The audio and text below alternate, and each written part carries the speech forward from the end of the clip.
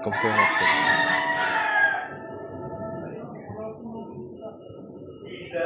showed mercy and love even to those who did not deserve it.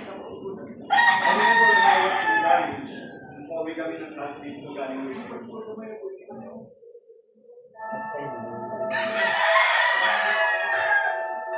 Isang mapagpalang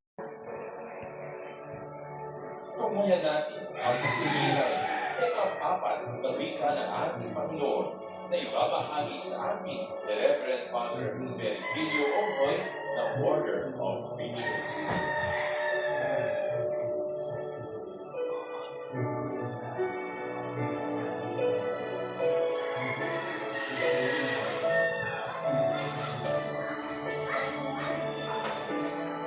Sino dito sa inyo gusto ng Give us the divine wisdom that we need so that we may Jesus in His name.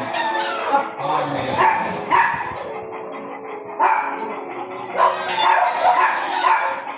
Our preacher on the fourth word is Reverend Father Judy Vanez, SPB.